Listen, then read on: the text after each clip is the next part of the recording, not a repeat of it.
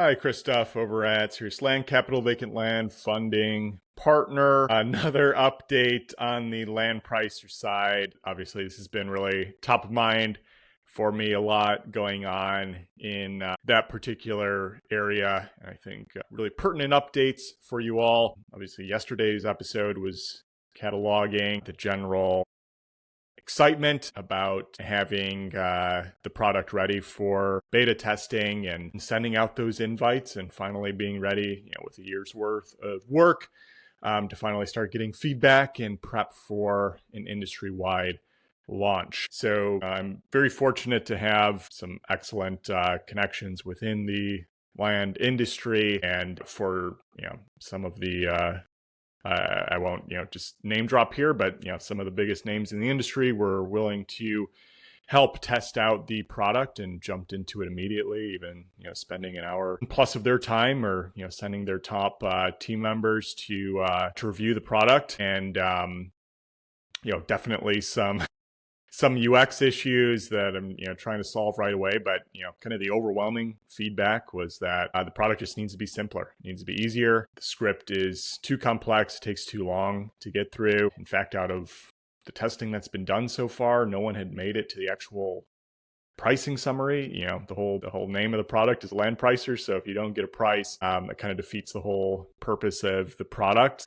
Ultimately, that needs to be solved. And again, the people testing this are, very experienced land investors. And if they're kind of struggling with the learning curve and things taking too long, that doesn't bode well for the rest of the industry, or, especially beginner land investors too. So that definitely deflated quite a bit. And so, after a long day yesterday, I was just sitting in the evening, and it was starting to feel a little bit despondent, I'll be honest with you guys. And, just kind of got into a woe is me attitude for, 15, 20 minutes, and kind of questioning, the whole state of the product. It's like, man, did I really screw this up with, spending tens of thousands of dollars, year worth of time, so many resources for something that just took the wrong approach here? And it was definitely not a good feeling. But then, once I kind of got through the emotions of that particular point, and, went back to, my mentor's language of just, the highest level performers, their speed of recovery is world class. So, when you hit a roadblock, or, negative feedback or critique or whatever problem that needs to be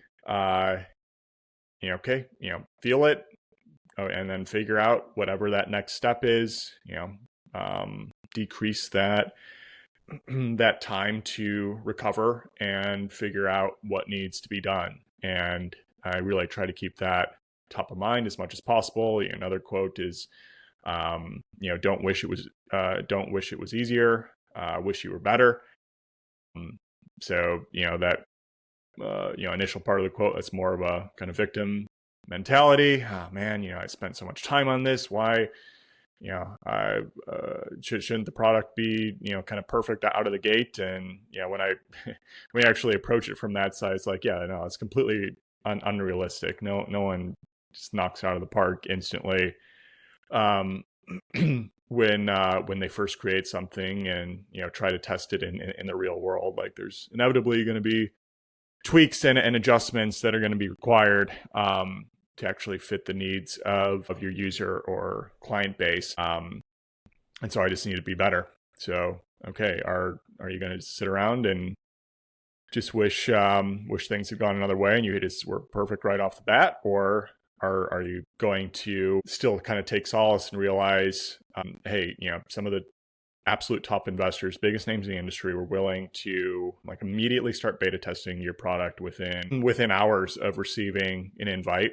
They're providing real feedback. Clearly, there is a desire for a product like this. It's not an easy thing to do. If it was, it would already be available. So, okay, let's roll up your sleeves and figure out what needs to be done here. If people are saying it's too complicated, then how do we simplify it? And so, this was around like 8 p.m. last night, trying to start to shut down my brain. But I'm like, okay, let me set up my next day tomorrow. What do I need to start working on to solve this? And, I started thinking, okay, for the script, which was really my primary part of the product, what am I doing in my own business? We probably review more land deals than any other company in the industry, especially on a nationwide scale. Like, how do we do this efficiently?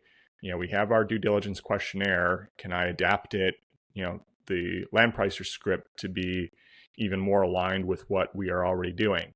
And so once I started approaching it from that perspective, I realized, okay, the whole point of Land Pricer, it was, a trade-off of time for accuracy, because, pricing land for the most part is not an easy thing to do. If you don't follow certain steps, and we think we're the best at it in the industry, you're going to lose out on accuracy. But because we waited, or, we pushed too far in the direction of accuracy, it was just going to take too much time. So much time that people weren't going to have the patience to even get to the accurate answer. So, there has to be a balance there. Yes, the ideal case would be, okay, you just input your property, software spits out a price.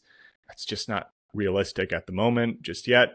Given the engineering resources and data required, we will eventually get there, but there has to be a middle ground to start off with. And so if I need to adjust the script to be at the cost of some level of accuracy in order for people to actually use it and get to the price, that's just going to be the name of the game. And the script updates, it's not a tremendous amount of work, probably a day's worth of work to do that. And I can also give people an option of basically write it as soon as they log in. Hey, here's a simplified version of the script. It's a little bit faster. It's not going to be as accurate. Or for more complex properties, here is a more detailed version of the script. It might take a bit longer. I'm still going to work to shorten it considerably compared to what it is right now. It's basically unusable. It's too much of a slog. But still give people an option to, okay, can go the more accurate route at the cost of time, or more simplified for maybe easier properties to review, or kind of less complex characteristics associated with them.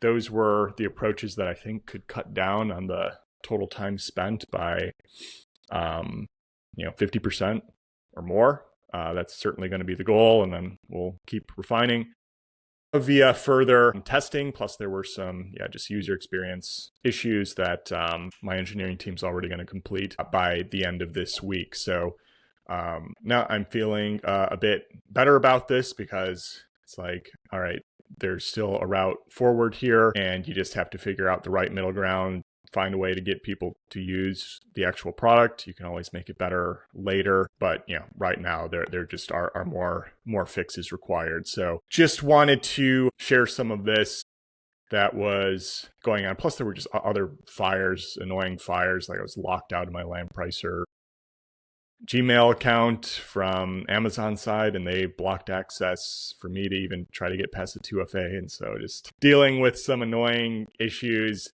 there that were just on top of other work trying to get done.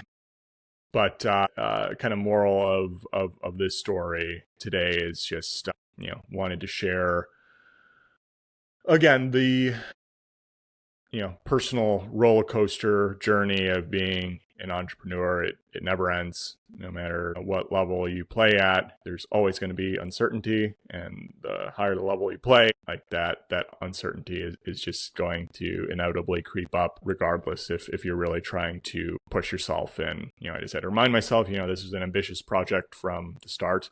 There's no guarantee of success. And absolute worst case was like, okay, you really tried everything, and maybe the product's just too before its time, or you just I'm not smart enough to figure it out. I hope that's not the case, but even if that is the case, I also had to take solace where it's like, hey, our funding business, Serious Land Capital, is getting more leads than we've ever gotten. Maybe even more leads than we can kind of barely keep up with at the moment. And that business is very profitable moving forward. So that's not a bad thing to fall back on, where it's like, hey, you took a stab at software, which is notoriously like the hardest, if not the hardest type of business to build successfully, just given competition and so forth and various user habits, that you still have an excellent engine in the background that you can just continue to build regardless. So that's kind of a privileged position to be in compared to just trying to start something completely from scratch and having no additional fallback. So I had to remind myself of all those additional blessings. And again, the fact that people, very, very high level operators were, trusting in me and willing to put aside their time and test a product I built in the first place that is still extremely promising, and I really want to deliver for their sake as well as mine here. So hopefully this is helpful today. I'm throwing a bit of the vulnerability in here. That was always the point of this podcast, to keep it real with you guys and share the good, bad, and the ugly of trying to build a world-class real estate business. And this one was definitely a hit to the dopamine and trying to recover after the excitement you heard in my voice from yesterday's podcast. So if you're looking for funding, seriousland.capital. Zero cost review of your land deals at Land Daily Diligence Facebook group. I'm going to do another review tomorrow. I have a huge backlog for that. And obviously landpricer.ai, which I just remarked on during this chat. With that, take care. Talk to you all next time. Subscribe and share. Bye.